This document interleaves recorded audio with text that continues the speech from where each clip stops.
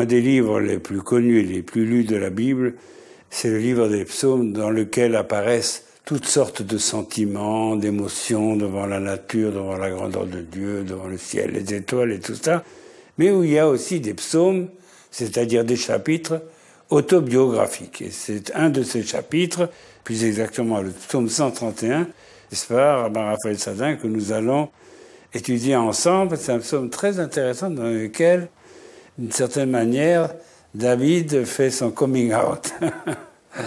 Tout à fait, parce que David Améler dit quatre assertions. Il dit « Lo gavalibi, mon cœur ne s'est pas enorgueilli. Velo ramoenaim, et je n'ai pas levé les yeux vers le haut. Ube gdolot lo alarti, et dans la grandeur je n'ai pas été. Omniflaot mimini, et qu'est-ce qui est plus supérieur à moi, je ne l'ai pas fait. » On va dire, traduire comme ça. Donc quand il raconte sa vie, en résumé, comme ça, c'est tout à fait autobiographique, il s'attribue 4 vertus, 4 formes de modestie. 4 niveaux. 4 niveaux d'épreuves qui correspondent à 4 moments fondateurs de son existence. Ah, le premier, quand il a été désigné comme roi d'Israël. Le deuxième, quand il a vaincu Goliath dans le combat. Le troisième, quand il a dansé devant l'Arche Sainte et que Michal, sa femme, l'a méprisé à cause de cela. Et le quatrième, quand malheureusement, il a été trahi par son fils Absalom, qui fuyait, qui lui a volé ses femmes, qui voulait le tuer, et qu'il a été obligé, trahi par Achitophel, par ses plus grands généraux. Il se retrouve seul à la fin de sa vie dans la royauté. Les 3 versets du psaume 131 expriment 4 moments difficiles de la vie de David. Alors je ne dirais pas difficile, c'est un moment très intense. Et ce qui est très intéressant, c'est que le Talmud de Jérusalem, le Talmud de Yerushalmi, nous dit, le premier événement, c'est que David Améler est le 8e fils de Ishaï, et qu'il est dans une situation où il est complètement rejeté de la famille. On dit même qu'il ne mangeait pas à table. C'est le plus jeune fils. C'est le plus jeune fils. N'oublions pas que quand il a été désigné, le prophète Samuel est venu rendre visite à cette famille et il a fait défiler les 7 fils de Jessé, en hébreu Ishaï, le père de David. Et chaque fois, il attendait qu'une voix céleste lui dise « c'est lui que Dieu a choisi pour être le futur roi d'Israël ». Et il a fallu attendre le 8e, c'est le 8e qui était le bon, c'était le jeune David. Alors justement, c'est très intéressant, parce que Ishaï, le père de David, considérait que David n'était même pas son fils. Il le considérait à tel point que quand Shmuel, et même nous dit le texte de Shmuel Frère, alors qu'Ishaï était un tzaddik, un juste, tout le monde espérait la mort de David. C'est pour ça qu'on l'envoyait garder les troupeaux là où il y avait des lions. Il y avait des lions en Judée à l'époque, et des ours, parce qu'on on espérait sa mort. Mais pourquoi ? Bon, alors pourquoi c'est un peu compliqué ? Parce qu'il pensait que c'était pas son fils légitime. C'est ça, il y avait des rumeurs. Une rumeur. Sur la... Il pensait que c'était pas son fils légitime, que c'était un bâtard. Oui. Bon. Et donc, imaginez un garçon qui grandit dans une famille où son père désire sa mort, et où son père n'est pas un méchant, son père est un grand saint, et il désire sa mort. Et lui, David, se tient dans les bras de Dieu. C'est ce qu'il dit dans ce psaume qui est magnifique. Je suis comme un nourrisson dans les bras de sa mère. Vous vous rendez compte ? Exactement. David est un homme mûr, il est le roi d'Israël, et il se considère comme un nourrisson dans les bras de sa mère, c'est-à-dire dans les bras de Dieu. Exactement. Et alors, premier événement extraordinaire, fondateur de son existence, c'est que, comme vous l'avez précisé très justement, Samuel, le prophète Samuel, arrive à Bethléem, il y a un grand émoi dans le village. Vous avez vu, hein, c'est le prophète. C'est le prophète, exactement. Et il va dans la maison de Ishaï et dit Dieu a désigné un de tes fils roi d'Israël. Oh, extraordinaire, on lui présente Eliav, qui est le frère aîné, qui est magnifique, 2 mètres, les yeux magnifiques. Un grand balèze, comme dit la Bible. Un grand tzaddik, un juste, un grand de la Torah. Et il dit c'est lui. Et Dieu lui dit non, les yeux du prophète, même les prophètes ne sont pas comme les yeux de Dieu. Tu vois l'écorce des choses. Il dit une phrase magnifique, car l'homme juge d'après le regard, et Dieu juge d'après le cœur. Exactement. Donc c'est pas parce que ton regard te dit ce grand balèze, c'est sûrement le futur roi. C'était sûrement plus que cela. Je pense qu'Eliav avait une grâce, quelque chose d'extraordinaire. Non, c'est pas parce que c'est le plus grand et le plus beau, c'est pas pour ça qu'il est choisi par Tout à fait. Et donc, premier fils, deuxième fils, troisième fils, quatrième fils, cinquième, sixième, septième fils. Et il dit mais non, et chaque fois, ce n'est pas lui. Et donc, il dit mais où est ton 8e ? Il dit j'en ai pas. Le texte dit Itamou, il n'y en a plus. Il dit c'est pas possible. Dieu m'a dit qu'un de tes fils était le roi d'Israël. Or, ces 7-là ne sont pas le roi d'Israël. Donc, il t'en a un 8e. Il dit, oui, peut-être David, mais bon, il ne veut pas dire qu'il croit que ce n'est pas son fils.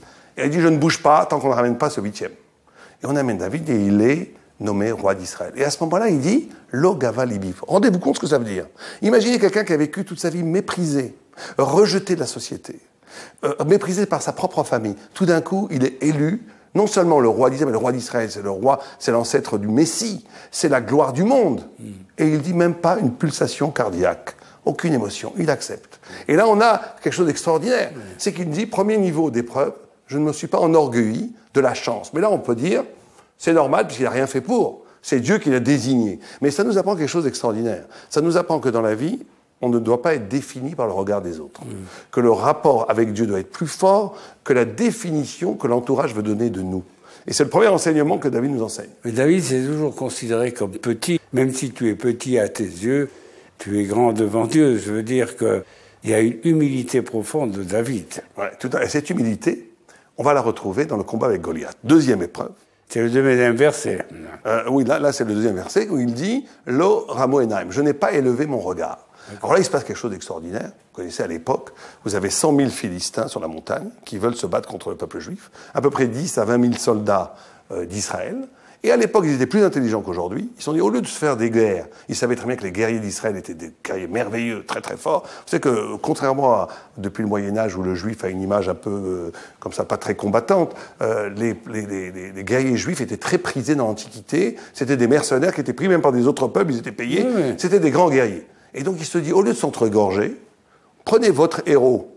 Et nous, on prend notre héros. Nous savons que la victoire est donnée. Nous, on se dit par Dieu. Les peuples païens disaient, les dieux, ils savaient que des forces supérieures vont donner la victoire. On va économiser des morts. On va désigner 2 champions et celui qui gagnera, son peuple aura gagné la guerre. Évidemment, exactement. Si les guerres aujourd'hui se passaient comme ça serait c'est merveilleux. Ah, oui. Il dit, si vous gagnez, on sera vos esclaves. Et si vous nous gagnez, et si on vous gagne, vous serez nos... Il dit, d'accord, on signe le contrat avec avocat, notaire, tout ce qu'il faut. Tout d'un coup, à Paris, il n'avait pas prévu Goliath. Il faisait à peu près 2,70 m. Musclé de façon incroyable. Il avait des cascassimes, une armure impénétrable. Oui, il était d'une puissance aussi, d'une vélocité. Ouais. On nous dit qu'il avait l'art de la guerre. C'est Terminator, en tout cas. Terminator. Et il avance devant 100 000 soldats qui hurlent derrière lui. Et là, stupeur dans le camp d'Israël. Même le plus grand héros d'Israël dit on peut pas, on y va, on va se faire massacrer. Personne ne veut y aller. Goliath, ça le fait rire. Il regarde quoi? C'est ça que vous me... Attendez, ça c'est après. Et tout d'un coup, David va voir Shaoul, qui est le roi d'Israël, et lui dit, tout le monde rigole. J'y vais. Il dit, mais tu es un jeune homme de 17 ans, un ginji, un petit rouquin comme toi, tu connais pas l'art de la guerre. Oui. Il dit, oui, mais moi, mon père m'a envoyé garder les troupeaux, j'ai combattu des lions, et j'ai vaincu des lions et des ours. Bon, on lui met une sorte vous savez, on lui met sur la tête un casque, qui était le casque de la royauté, qui lui va parfaitement. D'où, d'ailleurs, encore une fois, un vol non cité. Vous savez, toute la légende du Graal, avec l'épée de Lancelot, ça vient de la Torah. Bon, mais lui, il enlève l'armure. Il dit, je ne veux pas. J'ai pas besoin de ça. Moi, je vais combattre à main nue, pratiquement. À main nue, avec un bâton et 3-4 cailloux. Il écrit le nom de Dieu sur les cailloux, Yudke Vavke. Il a écrit le nom de l'Éternel. De l'Éternel. Et il le voit arriver, Goliath, il dit, mais vous rigolez, c'est ça que vous m'envoyez? Il y a eu 40 jours. 40 jours d'attente, où les Philistins se moquaient des Juifs. Alors, il est où votre héros? Et vous m'envoyez ça à la fin? Et David lui dit, mais viens, toi tu viens avec ta force, moi je viens avec le nom de Dieu. Voilà. Et à ce moment-là, il dit, il insulte, il le maudit, je vais te couper en morceaux. David prend sa fronde, il y avait juste une petite ouverture dans l'armure ici, le caillou arrive, fracasse le crâne de Goliath. La tempe sur la tempe de Goliath. Il lui coupe la tête, et stupeur dans le camp de Philistins, et clameur de hallel, de louange dans le camp d'Israël. Et à ce moment-là, David, il aurait pu au moins lever les bras, au moins lever les yeux. Laura Moenheim. Je n'ai même pas levé mes yeux. Mes yeux ne se sont pas élevés. Ne sont pas élevés. Ça veut dire qu'il est dans une posture de détachement. Vous savez, c'est drôle parce qu'aujourd'hui, vous voyez que quand un footballeur marque un but, etc., il fait comme ça. C'est Dieu qui m'a aidé, etc. Il lève les yeux au ciel. Lui, David, il ne lève pas les yeux au ciel.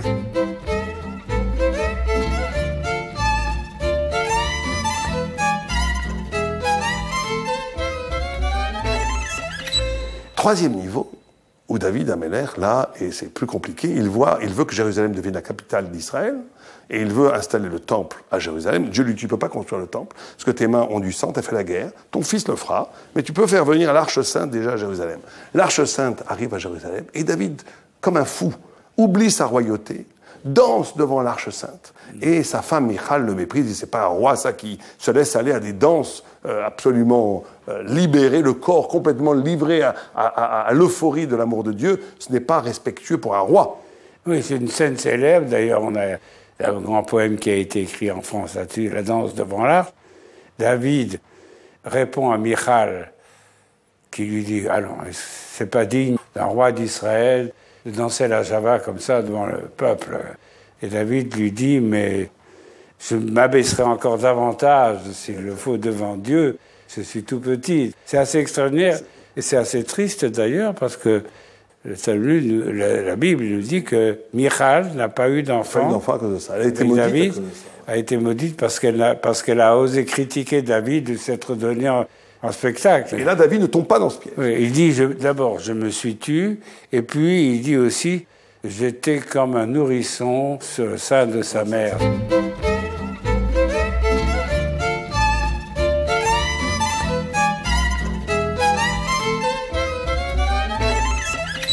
Et le quatrième niveau, c'est quand il est trahi, plus personne, il est seul. L'armée le poursuit pour le tuer.